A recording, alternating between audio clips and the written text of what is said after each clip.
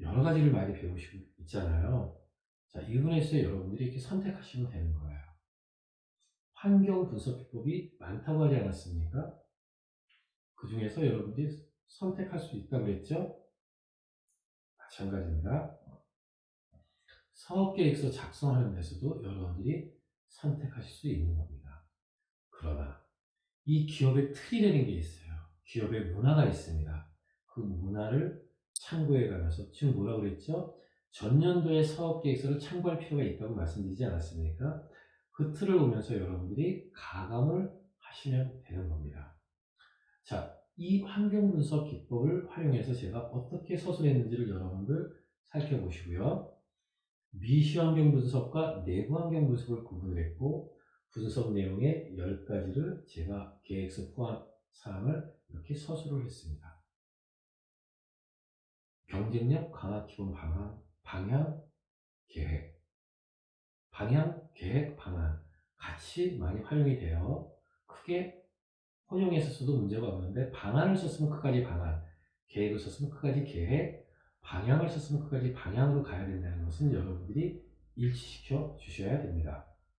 신규 경쟁자와 차별화 계획, 대체재 진입 시 대응 계획, 제품 조달 다변화 계획, 각각의 환경 분석 항목을 제가 이렇게 활용을 했죠. 소비자 만족 개선 계획, 비전과 전략 방향, 고객 만족도 향상 계획, 내부 프로세스 개선 계획, 직원 고도화 및 효율 개선 계획, 효율화 방안 이런 부분이 될 수도 있겠죠. 유동성 확보 및 자금 조달 계획. 자, 이런 식으로 제가 가공해서 예시를 했습니다. 하실 수 있겠죠, 여러분들? 우리가 처음에 사업계획서를 작성하다 보면 무엇을 써야 될지 막막할 때가 많아요. 그럼 여러분들은 환경 분석에서 중요 사항을 발췌해서 사용할 수 있다는 거 여러분들이 기억해 주시기 바랍니다.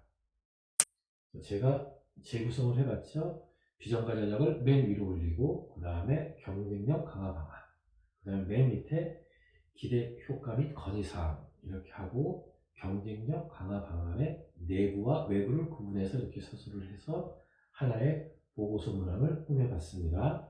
여러분 참고를 해주시기 바랍니다. 저는 어떻게 보면은 이런 응용하는 능력이 여러분들이 있었으면 해요. 저도 보고서를 작성할 때 상당히 많이 응용을 합니다. 남의 것을 많이 봐요. 그리고 제가 응용을 해서 보고서 항목을 구성을 합니다. 그리고 어떤 보고서 같은 경우는 목차가 다 제시돼요. 거기에 채워 나가기만 하는 것도 있어요. 컨설팅을 수주를 받고 진행을 하게 되면 보통 그런 식으로 많이 접근이 됩니다. 그런데 여러분들이 만약에 기업 현장에서는 컨설팅 프로세스를 참고하시는 것도 좋고 잘된 보고서를 참고하거나 적어도 전년도에 보고서 작성 내용을 참고하시면 무난하게 접근하실 수가 있습니다. 꼭 기억을 부탁드리고 응용을 해주셨으면 합니다. 자, 여러분들이 가장 많이 활용하셔야 될 거 비스 모델 캔버스입니다. 고객 세분화서부터 비용 구조까지의 9단계가 있지 않습니까? 사실 보고서의 순서를 여러분들이 1번서부터 9번 항목까지 이렇게 하나하나 쓰셔도 저는 무관하다고 생각합니다. 그래서 제가 BSC도 강조를 많이 드렸지만 BS 모델 캔버스를 여러분들이 활용하시는 것도 항상 고민을 해주셔야 됩니다. 이거 처음에 딱 봤을 때 BS 모델 캔버스를 하는 게 타당할까? 이렇게 보시라는 얘기죠. 아, 일부는 활용이 되는데 다른 것을 응용해야 되겠다. 이런 측면에서 여러분들이 BS 모델 캔버스를 바라봐 달라는 겁니다. 자, 분석 내용과 활용 방안을 예시를 했죠. 고객 세분화 방안, 상품 차별화 방안, 유통 다각화 방안, 고객 관계 확충 방안, 수익 구조 향상 방안, 핵심 자원 향상 계획, 핵심 활동 효율화 계획, 파트너 관리 계획, 원가 및 절감 방안 이렇게 되어 있는데 아까 말씀드린 것처럼 방안을 썼으면 끝까지 방안, 계획을 썼으면 끝까지 계획, 방향을 썼으면 끝까지 방향으로 나가주는 게 바람직스럽다는 거 여러분들이 통일을 시켜줘야 될 요소 중 하나입니다. 자, 여러분들 활용하실 수 있겠죠. 7가지의 S로 시작하는 이 항목들을 어떻게 활용할 것인지 이 부분도 충분히 현장에서 사용이 가능합니다. 전략 방안, 조직 문화 개선 방안, 조직 구조 개선 방안, 요소 단위 기술 향상 방안 개선 방안, 확보 방안 이렇게도 쓸 수가 있는 거고, 물류 구조 개선 방안, SCM 개선 방안. SCM은 Supply Chain Management, 공급자 관리망 관리라고 합니다. 그래서 이 부분에 대해서 여러분들 SCM이라는 단어에 대해서 한번 기억을 해주시고, 현장 인력 발전 방안, 고도화 방안, 앞서서 썼던 내용들을 매칭시켜서 활용하셔도 상관이 없습니다. 의사 결정 체계 발전 방안, 이렇게 제가 7S 분석을 활용해서 사업 계획서 구성 요소를 한번 여러분들에게 예시를 했습니다. 자, 요거는 다른 측면에서 살펴보도록 하겠습니다.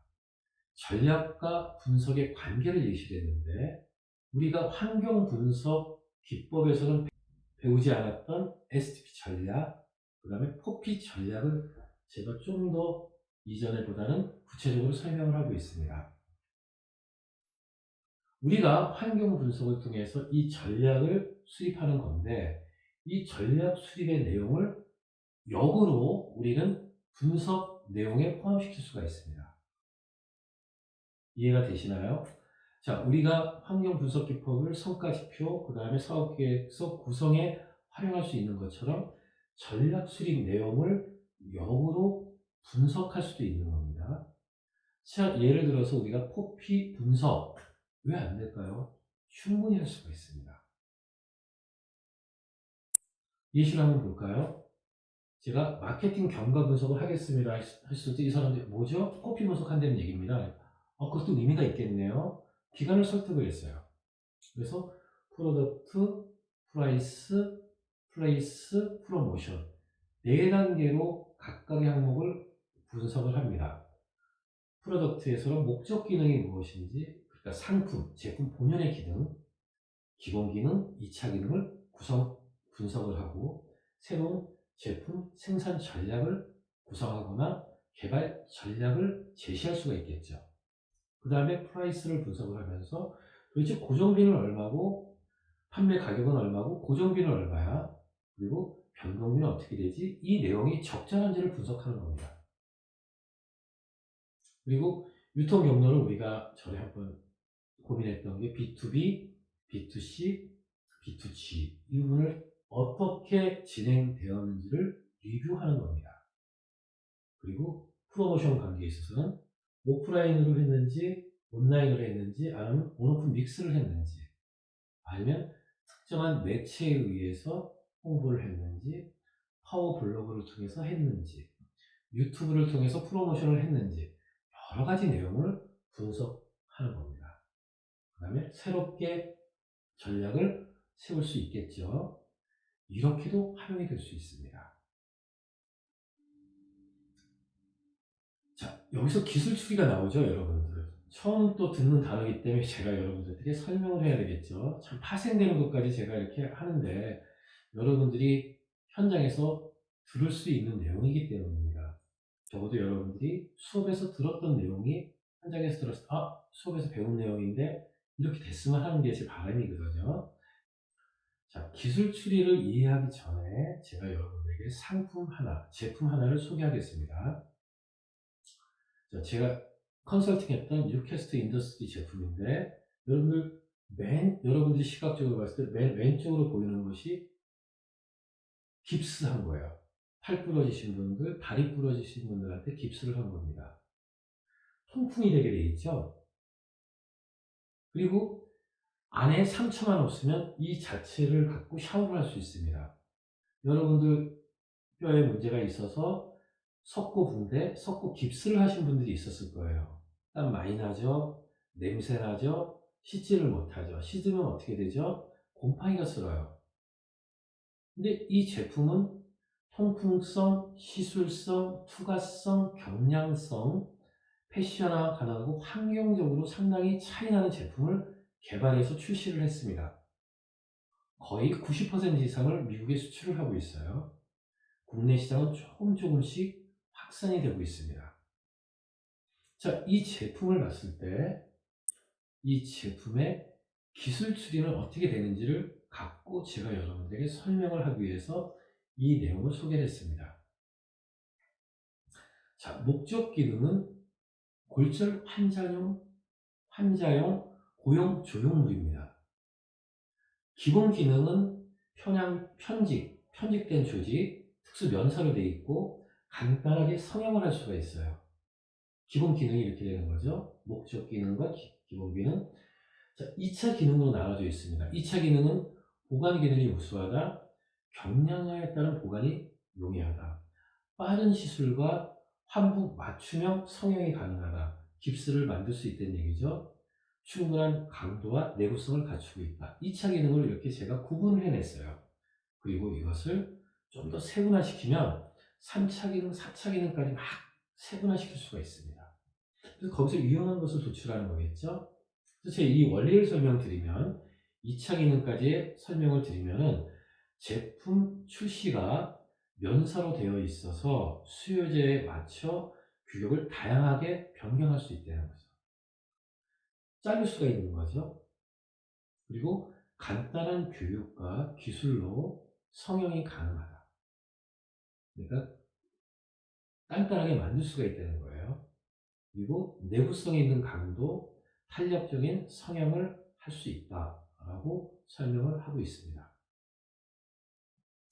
그래서 이 부분을 종합적으로 했을 때 앞으로 좀 더 경량화가 필요하고 강도를 강화시킬 필요가 있고 규격도 다양화할 필요가 있다.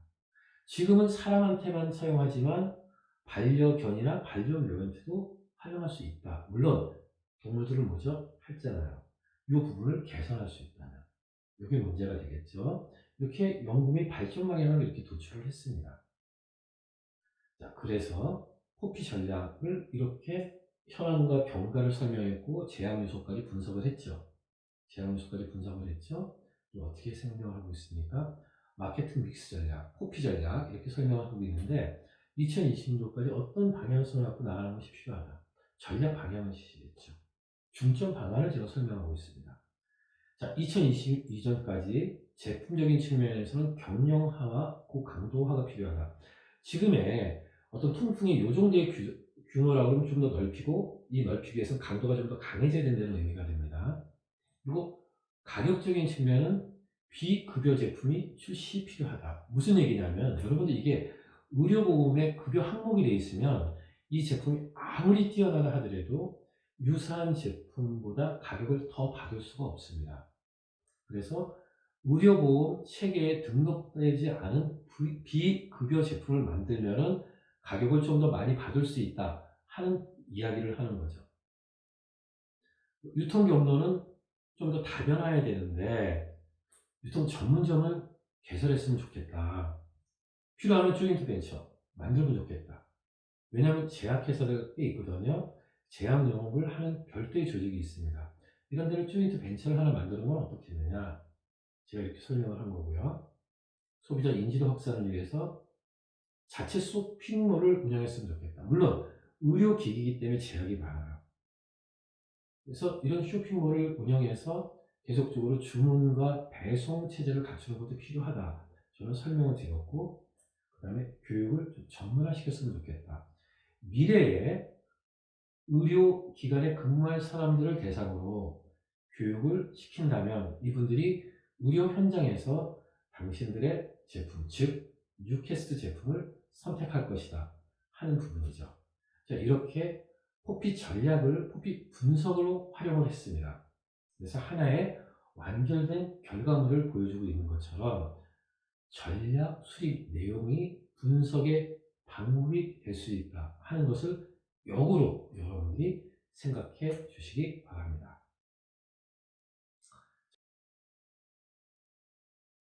오늘은 이건 좀 실수가 있었습니다. 그래서 영상을 촬영한 다음에 편집하는 과정에서 너무나 많은 손실이 있어 갖고, 그리고 또 외부에 손님들이 많아서 동영상 촬영하는데 좀 한계가 있습니다. 그래서 여러분 부득이 이렇게 음성으로 문제풀이를 할 수밖에 없음을 여러분들이 이해를 부탁드리겠습니다.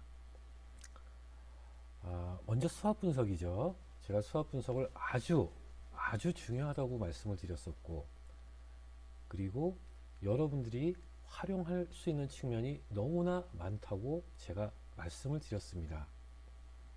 그리고 시험에서도 아주 자주 나오는 문제 중 하나가 되겠죠. 그래서 여러분들 이 수학 분석에 대해서 한번 문제를 보면서 어떤 관점에서 접근을 해야 되는지 여러분들이 스스로 판단해 보시기 바랍니다. 다음은 대한민국 정부에서 외국 자본 유치를 위해 수학 분석을 예시한 내용이다. 항목별 작성 내용 중 가장 연관성이 높은 내용은 무엇인가? 자, 우리 살펴보면은 가나다라의 가의 안정된 금융시장, 나의 주변국의 생산비 증가, 다의 일본의 투자 유치 의지, 라의 높은 학구열 및 지식, 이렇게 되어 있습니다. 그런데 가는 강점을 얘기하고 있고, 나는 약점을 얘기하고 있고, 다는 기회 요인을 이야기하고 있습니다. 그리고 라는 뭐죠? 위험 요인을 이야기하고 있죠. 제가 수업 분석에서 가장 중요한 게 뭐라고 그랬습니까? 강점과 기회 요인을 구분해내는 거, 그리고 약점과 위험 요인을 구분해내는 거라고 여러분들에게 말씀을 드렸습니다. 그럼 먼저 가하고 다를 비교해 볼까요? 안정된 금융시장, 우리나라가 우리나라에 대해서 설명을 할 때 안정된 금융시장 있을 수가 있죠. 우리나라가 안정적이다, 뭐 지금 현재 안정적인 상황 같아요. 뭐 국가별 신용 등급을 따지면 저희들이 일본보다 더 높은 상태니까 안정된 금융시장은 분명한 강점이 됩니다. 그러면 기회 요인은 왜 잘못됐을까? 일본의 투자 유치 의지. 우리도 외국 자본을 유치를 하려고 그러는데 일본도 상당히 이 의지가 강해요. 그럼 이게 우리에게 기회인가요?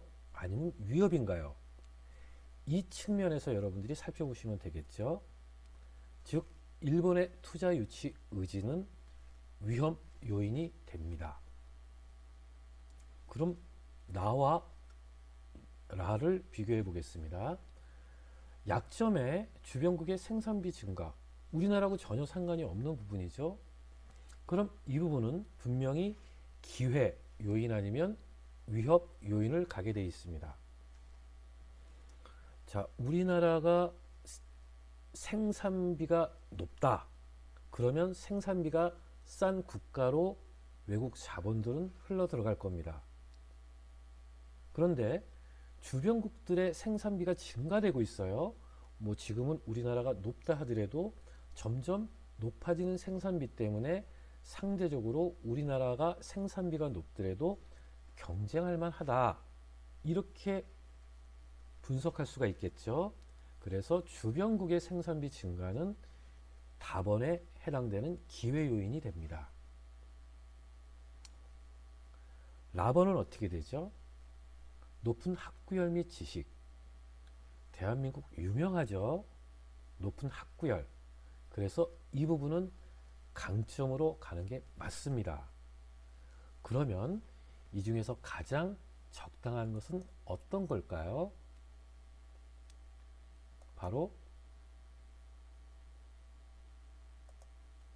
이 부분이 되겠죠. 이해가 되셨나요?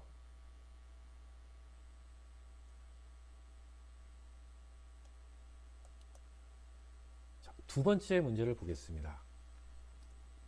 두 번째 문제는 패스트 분석이네요. 패스트 분석인데 조금 응용을 했습니다. 자, A 회사는 에너지 절감형 자동차 진출을 위해 패스트 분석을 실시했다. 다음 내용 중 패스트 분석을 통해 도출된 기회 요인과 가장 거리가 먼 것은 어느 것인가? 여기서 핵심은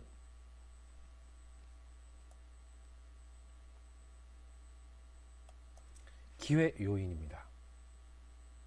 그럼 기회 요인과 거리가 먼 것은 위험 요인이 되겠죠. 위험 요인이 무엇인지를 찾아보는 것이 가장 빠른 답을 찾는 방법이 될 것 같네요. 자, 폴리티컬, 정책적인 측면, 미세먼지 절감에 대한 정부 지원. 만약에 A 회사가 에너지 절감형, 즉 전기 자동차나 뭐 수소 자동차 이런 부분을 생산한다고 생각해 봅시다. 그럼 미세먼지가 거의 제로 수준에 가깝겠죠. 미세먼지 절감에 대한 정부 지원이 기업에 있던 국민들한테 가던 이것은 저에게 분명한 기회 요인이 됩니다. 그래서 거리가 먼 내용이 아니죠. 위험 요인이 아니고 분명한 기회 요인이 됩니다. 에너지 절감형 자동차 진출을 하는데 낮은 연료비와 유지비, 경제적인 측면에서 바라봤죠. 에너지 절감형 자동차를 하게 되면은 개발하게 되면은 상대적으로 휘발유에 비해서 낮은 연료비가 들고 유지비도 작게 든다. 분명한 기회 요인이 되겠네요. 답은 소셜, 사회적 측면, 국민들이 환경에 대한 관심이 높아졌다. 야, 그래. 나 전기 자동차 살래. 이산화탄소 배출이 제로잖아. 나 여기 적극적으로 동참할 거야. 미세먼지 때문에 힘들어. 국민 한 사람 한 사람이 실천해야 되는 거 아니야? 자, 이런 식의 접근을 한다고 생각해 봅시다. 제가 우리 A 회사가 전기 자동차를 개발하고 생산한다면 국민들은 많은 참여와 구매로 이어지지 않겠습니까? 그것은 분명 A 회사의 기회 요인이 됩니다. 그런데 반대로 기술적인 측면에서 만약에 연구개발을 하는 데 있어서 과세를 강화하겠다. 이 부분은 정책적인 측면과도 연결해서 생각해 볼 수 있지만 어느 나라에서 기업이 연구개발을 하는데 과세를 심하게 할까? 한번 생각해 보시는 건 어떨까요? 연구개발을 하고 이것을 양산을 해야 되는데 정부에서 연구개발을 못하게 해. 이 부분은 A 회사에 대해서 A 회사가 기회 요인이 되겠습니까? 위험 요인이 되겠습니까? 즉, 연구개발에 대한 과세 강화는 위협 요인이다. 이렇게 판단하실 수가 있을 겁니다.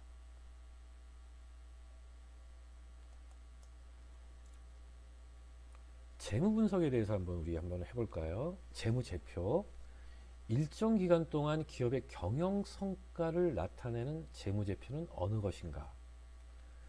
자, 우리 두 가지 측면에서 바라봐 줘야 되죠. 제가 그렇게 딴 부분은 언급하지를 않았습니다. 여러 가지 재무제표가 있는데 일정 기간 동안의 기업의 경영 성과를 나타내는 재무제표는 손익 계산서가 됩니다. 그래서 정답은 다 손익계산서가 되겠죠.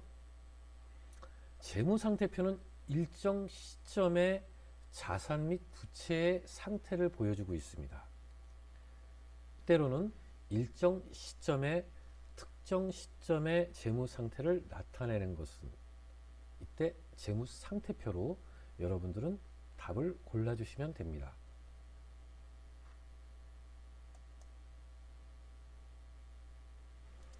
자, 네 번째 문제는 환경분석 종합이라고 되어 있어요. 환경 분석을 하는 목적은 기회와 위험 요인을 분석하기 위한 것이다. 뭐 흐름에 전혀 지장이 없는 내용이죠. 다음 중 성격이 다른 하나는, 이 형태가 문제가 많이 나옵니다. 가, 경쟁 환경 분석, 나, 고객 분석. 이 두 개는 뭐죠? 미시 환경 분석입니다. 라, 재무 분석은 뭐죠? 내부 환경 분석이죠. 그래서 정답은 재무 분석이 됩니다. 여러분 이해가 되시죠? 자, 이런 형태가 가장 일반화된 문제로 볼 수 있습니다. 오늘 그리고 지난주에 우리가 프로세스를 했는데 이 프로세스는 문제를 내기가 상당히 어려워요. 학자마다 다른 관점이 있고, 그래서 이 경영학의 문제에 있어서는 단편적인 지식, 그 다음에 어떤 그룹핑을 해서 문제를 내는 방법이 가장 일반화되어 있습니다. 그래서 여러분들이 공부할 때 이 부분을 참고하시면 좀 도움이 될 것 같습니다.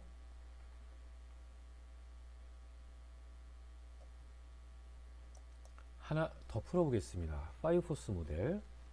마이클 포터는 경쟁 정도, 경쟁 강도를 분석하기 위해 5포스 모델을 제시했다. 다음 중 5포스 모델과 거리가 먼 것은 어느 것인가? 잠재적 진입자로부터의 위협. 이 부분은 우리가 언급이 됐던 것 같아요. 대체제의 위협. 공급자의 협상력. 또 뭐가 있었죠? 구매자가 있었죠. 구매자의 협상력. 그리고 현재의 경쟁 정도. 이렇게 구분할 수가 있겠네요. 그럼 여기에서 가장 거리가 먼 것은 미래사회의 변화. 이 부분이 정답이 됩니다. 자, 여러분들 뒤에 문제가 있습니다. 이 문제를 하나하나 풀어보시고 여러분들이 스스로 공부하는 모습을 보여주시기 바랍니다. 중간고사, 기말고사는 기존에 문제 풀었던 내용, 그 다음에 오늘 제가 예시했던 10개 문항이 나온다는 거, 이 중에서 제가 선별해서 문제를 낸다는 것을 여러분들이 꼭 기억해 주시기 바랍니다.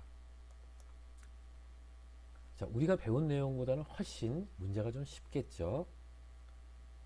그래서 여러분들에게 제가 부담 없이 수업을 참여해 달라고 부탁드리는 것은, 전체 프로세스는 여러분들이 매뉴얼을 보고 진행을 한다는 거고, 그리고 이렇게 단편적인 문제를 갖고 여러분들을 테스트한다는 거, 이렇게 이원화돼서 수업과 평가가 진행된다는 것을 여러분들이 이해해 주시면 됩니다. 감사합니다. 다음 주에 새로운 마음으로 뵙도록 하겠습니다.